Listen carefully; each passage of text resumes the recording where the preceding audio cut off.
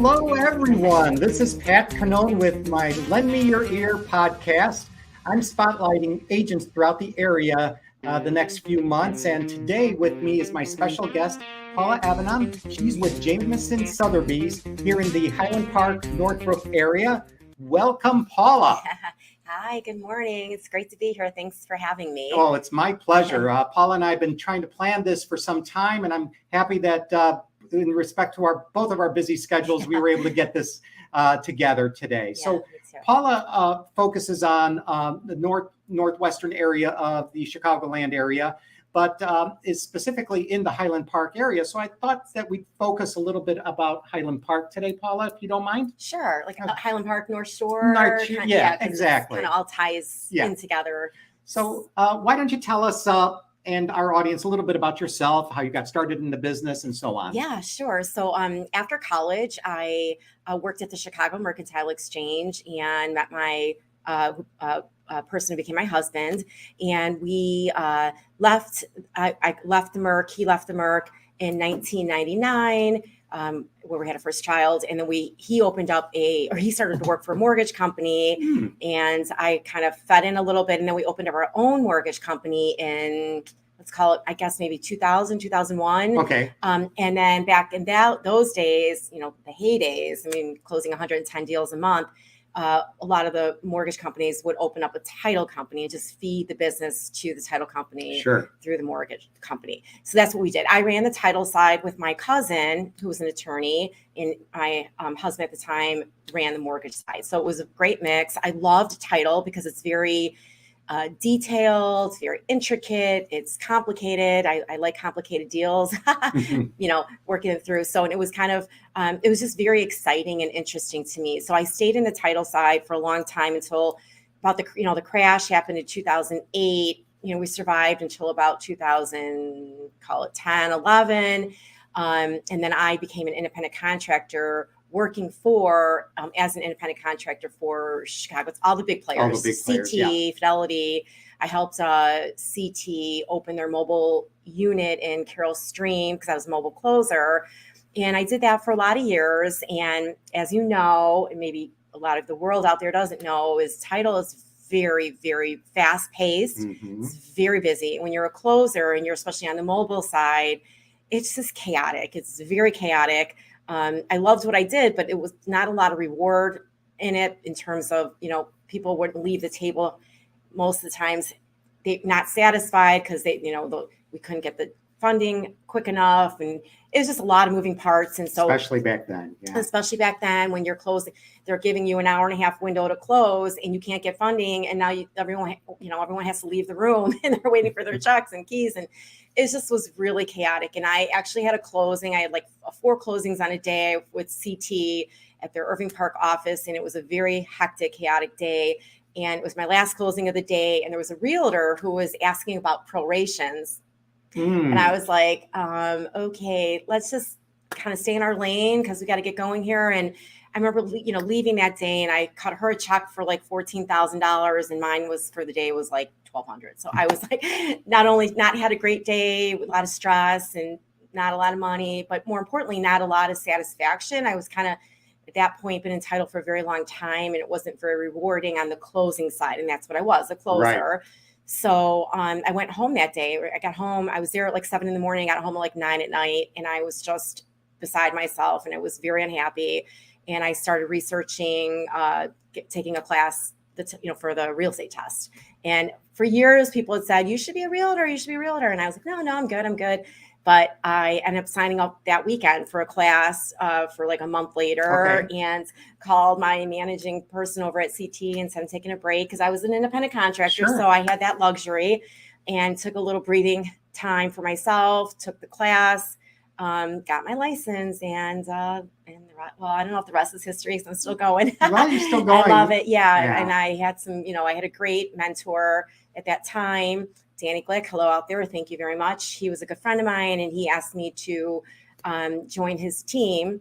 As a new broker, that was a big deal because he's very particular about who he asks to join his team. The title background, I think, helped me, with him making that decision. So that was a great a great learning curve for me. So then, so I have to say it's been a wonderful journey. I couldn't have made a better decision if I tried. So that's how I got into the business. Wonderful. Yeah. It always intrigues me how each individual has made their path into our industry. And it's just such an exciting industry, and it touches just about everyone's lives. And, and we get to make an impact on people's lives, which is huge, very satisfying. Yeah. And I really didn't realize how, again, because I was on the title side, so I was very involved in that. Sure. And I didn't realize there was a whole new learning curve on the real estate side, Right. even though I knew title inside and out. You could talk anything title. But on the front side with the real estate, I see the contracts, but I wasn't there when people were signing them and how they got them signed and that whole process. So that was another learning curve, and it was very exciting and very, very rewarding. It's a much more rewarding experience. Wonderful. Yeah. Great. So shifting gears a little bit, we've been in a unique marketplace the past few years. We saw the boom of 21 and 22, and then inventory, which was a problem before, has continued to be a problem. What's the market like in Highland Park? What was it like in the past year or two, and what are you seeing right now? Yeah. So it's okay if I can say more of like the North Shore. Yeah, absolutely. The North Shore. I have a lot of business in Northbrook and Deerfield and Highland Park and so on in Evanston.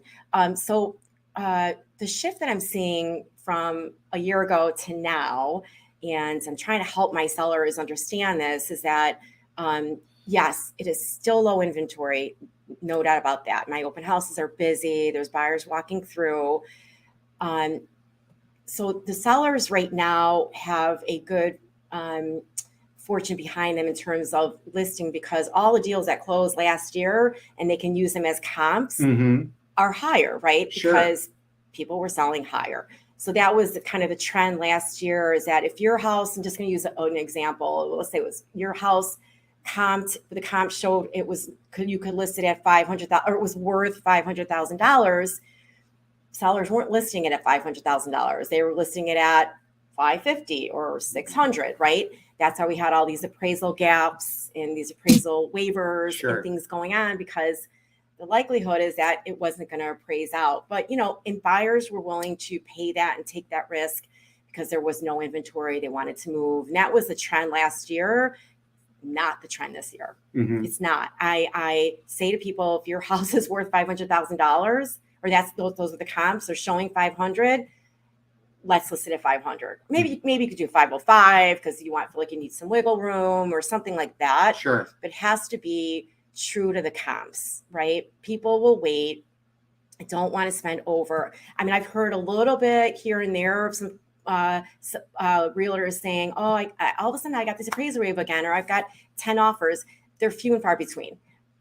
Believe me. Okay. So I have quite a few listings, and, buyers are careful, and a lot of it has to do with the interest rate hike, right? They can't afford to go higher. They just can't.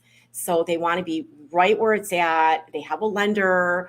They don't want to do they don't have the extra money to put down because now they're paying more per month. So I really want people to understand that, if you're listing now, please listen to your broker. If they're suggesting you need to list at, at what the comps show. Buyers will wait. The rental market is insane. I had a rental property that I listed in the city at Harbor Point, and we were at $2,800 last year. I was at, more than that this year. And now we rented it for $3,300 because and we had 10 applicants. Wow. I had 28 showings in 2 days. I mean, so what I'm saying, sellers, listen to your realtors, because again, buyers would rather rent for another year, even though I don't suggest it, because, even if you have a higher interest rate, you could do an adjustable and refinance in 6 months and go with this. If you refinance with the same lender, there's a very, very good chance that lender is going to do that refinance for you for free. Yeah. So, make sure your realtor is working with a good lender. Thank you. That will do that, right? So get you in, position yourself, into a good spot so that you can buy now and you can refinance. The rates, I'm super confident by the end of the year, we'll be back in the fives. leading into 2024. So that will give you that 6-month period. You can refinance and you can own your home. Owning your home is still a great investment. It really, really is. Yeah, no, most definitely. And that's what I've been suggesting to all potential buyers as well is, renting, you're throwing away that money. Why not rent the interest rate? In other words, it is what it is today.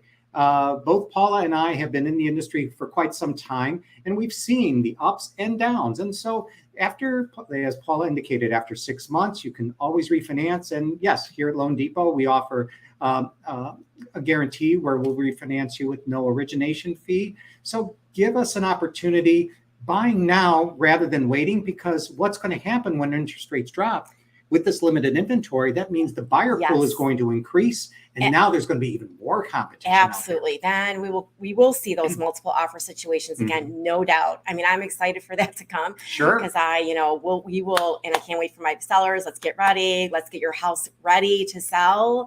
So you have those multiple offers. We can maximize your sale, but your house also has to be ready. You have to, there are not many buyers out there that want to do a lot of work. It's not the market that it was 10, 15 years ago, not the same buyers. They just, it's mostly buyers they'll pay top dollar for turnkey ready. Have your house painted, have your walls or your floors finished. Make sure your bathrooms are in perfect condition. Make sure your kitchen is updated. The bigger ticket items like a roof, those kind of things. I mean, it depends how old things are, right? If your roof is 25 years old, you might consider spending that $10,000 to put the roof on. Add it to your sale price, right? Sure. Make it work for you. If you don't have the $10,000, then don't do it. Adjust accordingly. But buyers are hypersensitive to that. They want mostly turnkey ready. Yeah, and that's a product of where we are today with today's generation, that they do want that turnkey, because back in the day, many of us started with a starter home and then moved up to something else as we moved along. Yeah. And with today's limited inventory, and I know this is most people want that turnkey, but lenders like ourselves offer renovation financing. So you can take that less than perfect home and make it into the home of your dreams, not what somebody else's dream was, but your own dream. So even if you look at a house that may be dated, well, picture it the way you want it, and we can make it into that fashion. So that's also an option as well for some of those buyers that are finding it difficult finding that perfect home. Yeah. And I don't mean perfect like new construction. No. I mean, because I have a house in Northbrook. It's a 1978 home, but the seller did a good job. He put new floors in. He redid his kitchen.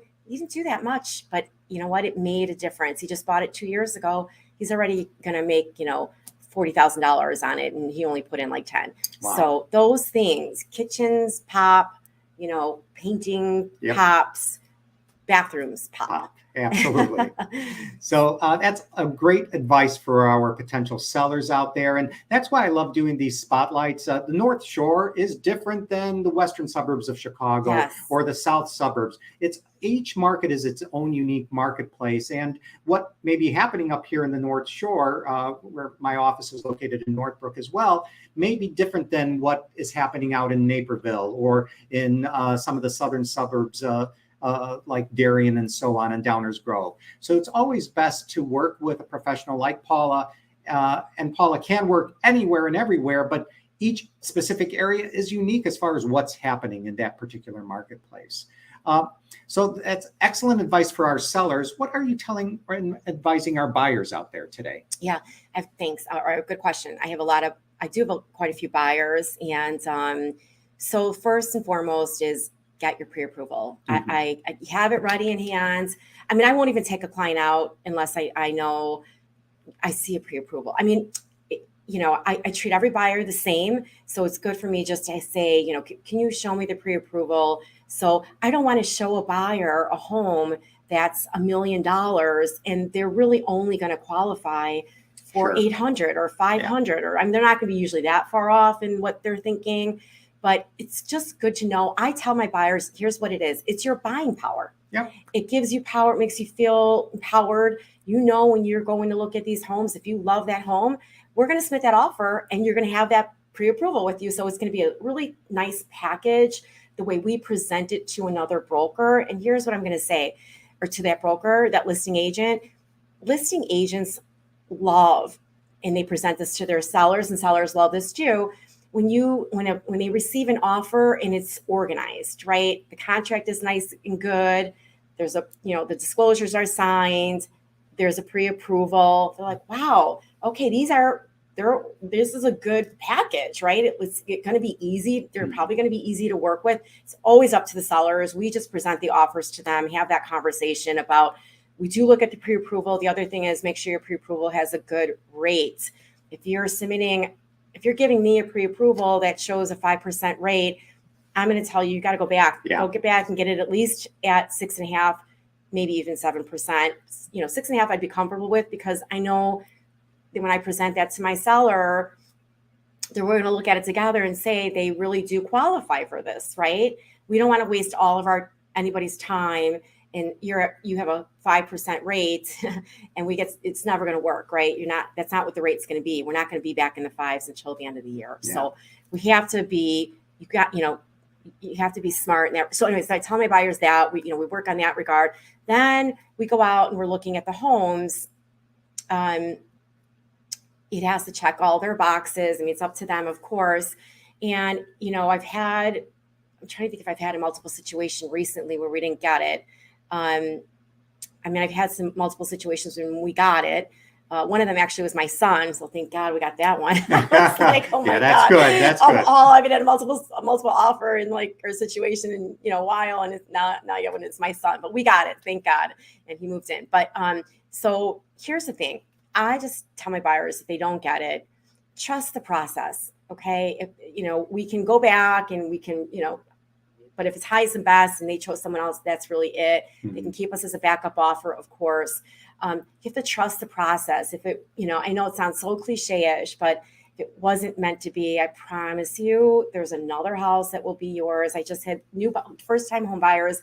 We just closed in Fort Sheridan, a beautiful, beautiful, lovely home in the 700 price range. And we have been looking for, 6-7 months. Sure. And there was one that they really loved in Wilmette. We didn't, going back and forth. We didn't put an offer in that, but I wasn't sure if we ever were going to find the right house for them. I mean, I knew we would, but anyways, it's going to work out. Trust the process. Exactly. And, and stay positive during this environment. And as Paul indicated, the right home is going to present itself down the road. And if you do lose on a multiple offer situation, I firmly believe that things happen for a reason. Yes. And, the right home will come about. Yes. Yeah. It will. Yeah. So, Paul, I know that recently you've expanded your scope and you've started and received your real estate license in Florida. I did. Congratulations. Thank you. Wonderful. It's been really exciting. So I passed the test and I am licensed there. And I am partnering with my niece who is there too. So, we can work tandem together. If I have buyers, she can take them out. We have a good system. It's really easy for me to help clients find properties out there if they want to list their home. 100%. We have a team that we work together. We can get this done for you. And I know Florida really, really well. I grew up going to Florida since I was 15 years old. My aunts lived in Boca. We've been going there. I spent my summers there for my whole high school career life, and been going back ever since. So I spent a ton of time down there, and my fiance lived down there, and so I know Florida very, very well. I am East Coast though. I am from basically Miami all the way up to Palm Beach Gardens. So those are really the areas I know well. But yeah. That's great. And we know that there are a lot of folks up here in Illinois that are considering a move elsewhere or getting a second or vacation home. So Florida is a wonderful market. It really is. I've done quite a bit of business down in Florida as well. So Good to know, Paula. That's fantastic. So shifting a little bit, I know you just mentioned that you love going down to Florida. What are some of the other things that you enjoy doing outside of real estate? My kids. I love spending time with my kids when I can. My oldest son just graduated from U of I. Congratulations. That's exciting. Yeah, it's no small feat, that's for sure. So he's around more now, and that's great. And my middle son is working full time. He just, like I mentioned earlier, bought his own house. So he's very busy, but so I get to talk to him on the phone at least a lot. He's out in like near Naperville. Okay. And my youngest son is home now from college. I'll be home for the summer. And so I love that. So the last 2 days, I've done about 8 loads of laundry. There you go.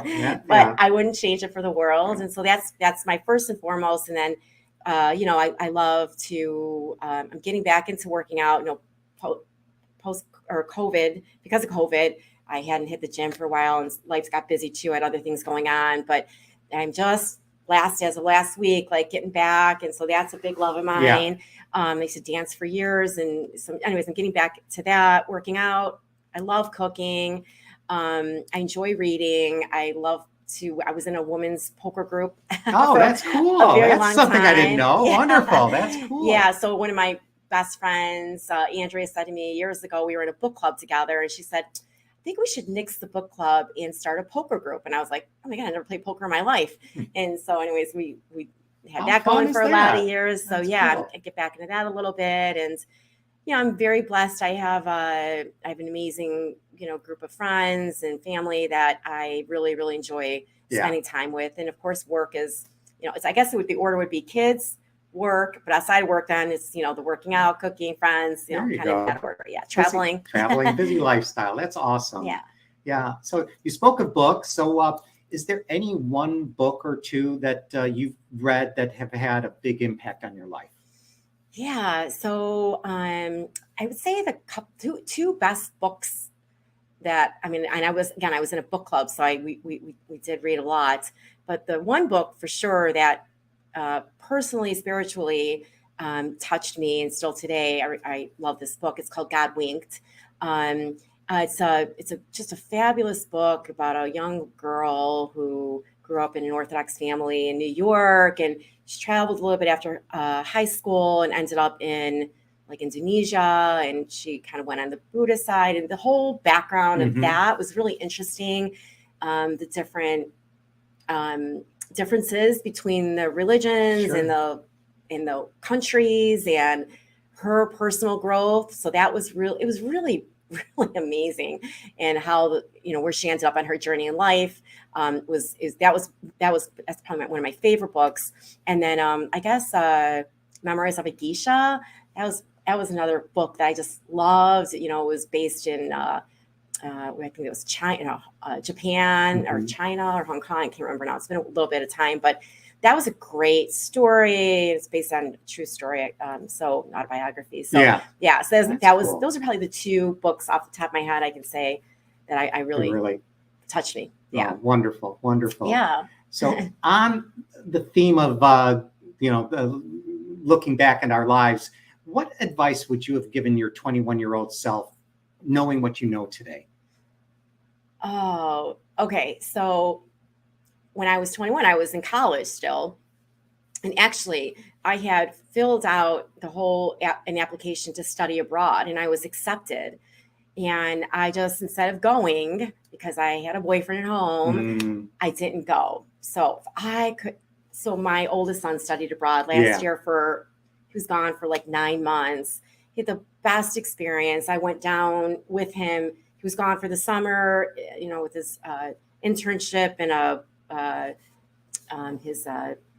Israel. And then he was gone for study abroad through college. And I went down with him to Vienna. I was looking for like 10, 11 days. And then he went on, he stayed until February. But that would have been the best advice I could give to anyone and to myself at 21 years old is go. Yeah. Open your eyes to the world. I've traveled a lot as an adult, but as a kid, other than Florida, that was it. And I didn't know the world. And so that was a big eye opener. My son came back with this just great perspective and Sure. outlook on life, and just he was more mature, and what a great experience. No, I agree. Of my 3 children, only one experienced going abroad. My daughter Daniela went out to Italy, but then traveled throughout all of Europe, going to Greece, Spain, and among others. I mean, every week she was somewhere new and interesting and exciting, and that is just wonderful because it opens and expands your worldview. You get to see that people are people everywhere, and and it's wonderful, wonderful experience. Yeah, for sure. I mean, and they learn that the transit system, and they just become more independent. Sure. And so that would have been advice I could give to myself at 21 years old. Right.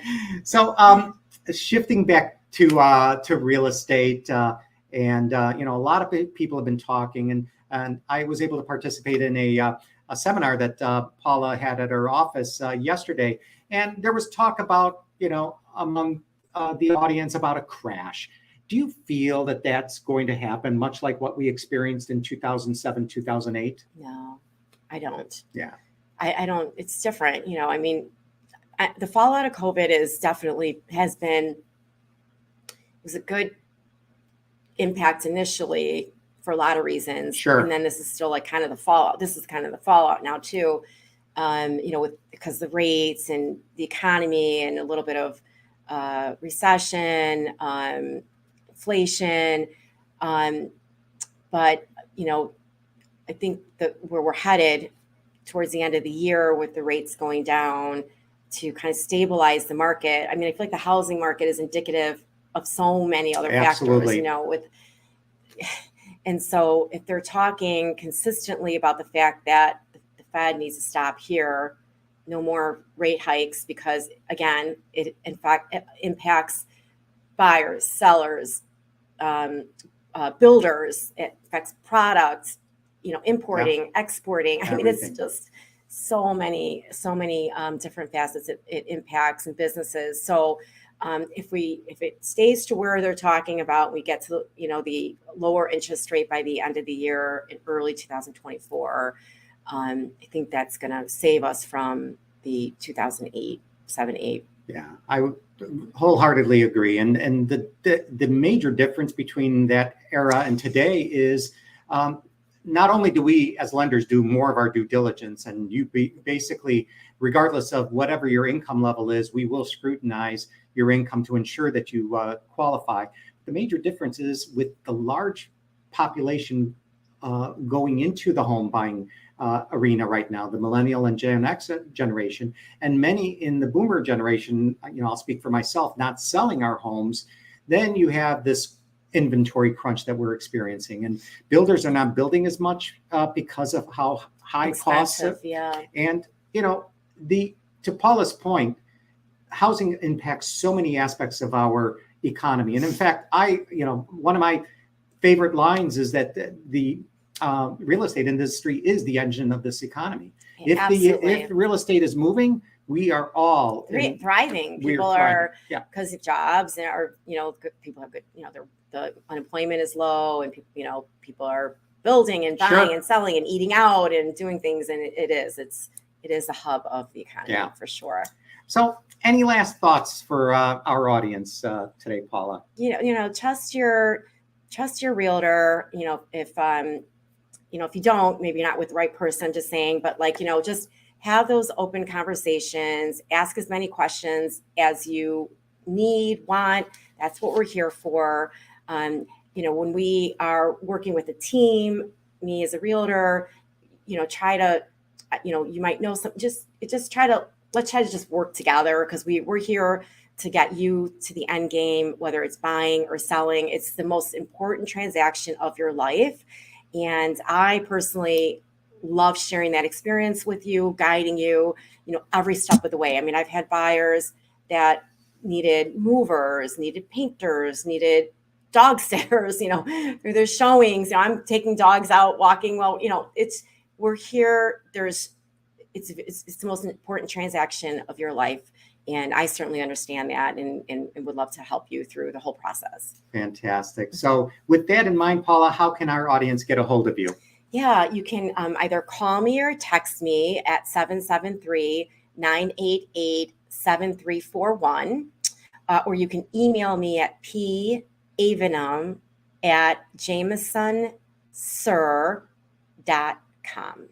And I will put that all in the notes at the conclusion of this broadcast. You can also listen to us every few weeks on Thursday afternoons on WJOL 1301 AM radio, where we participate in the Real Estate Revealed program, where we distill some of our vast information and knowledge about the real estate industry. So tune in also. We're also on the radio. Yeah, we are. So thank you again, Paula, for joining me. Thanks, Pat. I love having these conversations. This conversation was quite natural because Paula and I have known each other for a few years, and we love what we do, and it shows with Paula.